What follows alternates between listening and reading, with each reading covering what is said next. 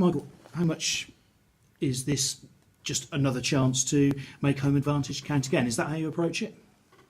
We're trying to win every home, well, trying to win every game, but home form in particular, like you said, it's the focus, the application needs to be exactly the same as the other night. You can't turn it on and off as regards to, well, they're top of the league or the bottom of the league.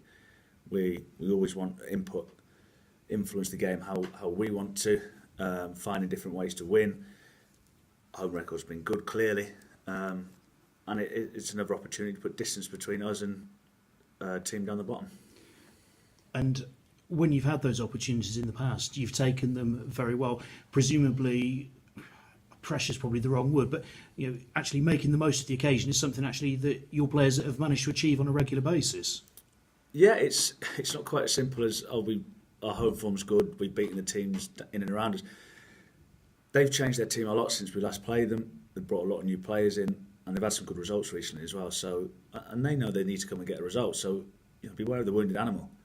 So, we remember when we were in that position, the fight and the drive that we had to try and get out of it, and they'll be doing that with experienced players now as well. So they'll have a little bit more know-how. I think there was the 3 results that in a row. I think there was Lincoln, Forest Green, and Mansfield, and I think they took 7 points from the game. So obviously we've just played Mansfield, so it just goes to show you performances that they can produce. So we need to be aware of that. The run, though, has ended, if you like, a little bit since that run of 3. It's a couple of defeats since.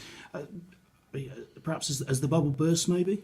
No, I don't think. I think 6 games. I think they've won 2, drawn 2, lost 2. So they probably didn't pick up the results that you would expect, but it's a good return. So we need to be aware of them. They've got threats, they've got pace in the team, and like I said, good know-how as well, good experience, good knowledge. So we need to be aware of that. But repeating myself, but we're at home. We want to influence our style of play on them, get them on the back foot, and play some good football and hopefully produce a couple of goals. And how happy have you been with the balance in midfield of late? Because there does seem to be a good energy with the midfield at the moment, especially the way that Kevin Dawson's playing. I think after the game the other night, I think the whole team showed a lot of energy, and we were happy with. Well, I'm happy with different options that we've got. We've got different variations of different types of player in there. You've probably got 5 or 6 in there that can play in 3 positions, and depending on the game, depending on what we want. But people are delivering performances because they know there's pressures on now, which is a good pressure to have as a player because you don't want to fall into a comfort zone. And Dawson's been good in particular in recent weeks, and that's what he is. He's all action. You get people like Connor and Clem who people might not see as industrious, but they cover just as much distance, and they make you play a little bit more.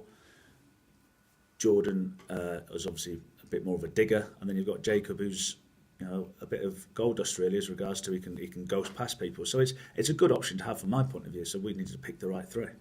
And I suppose what you've got with that, you can go horses for courses depending on the opponents, home or away, and also it keeps opponents guessing, doesn't it? Well, I think most teams know how we're going to play as regards to the shape, but even then we've tweaked that in the last 2 or 3 weeks, so that's an option that we've always got. But I think the main thing from my point of view is competition for places. That people need to produce performances, and they have been in recent weeks. How's Chris Hussey? Not sure Chris yet. I'm not sure whether he's going to be fit enough. So that's just something we'll have to deal with, as we did on Tuesday night. And I thought Cameron was excellent, particularly because Adams is a very good player, and I don't think he got any change out of him after the first 5 minutes. So I was pleased for him. And when he delivers a performance like that, how much more confidence does that give you then going into the next game, that if you need to call on him, you can? Well, it doesn't give me confidence. I brought him in, so I think he's a good player.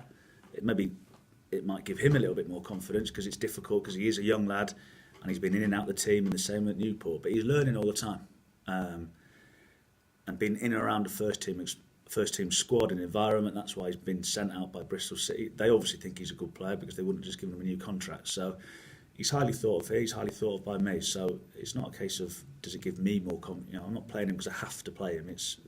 We think he's a good player. Luke Varney scored twice up at Meadow Lane earlier in the season. You rested him, managed him, call it what you will, on Tuesday night. Is he in contention to come back in and start? Yeah, they all are. He wasn't injured. He came off the bench the other day, so he's in contention the same as anyone else. lots of players in a good run of form, up to the staff to pick the right team, and hopefully the players that we pick can cross the white line and deliver a good performance. And everyone else okay? Yeah, I think so. I don't think there's anything that I'm aware of yet.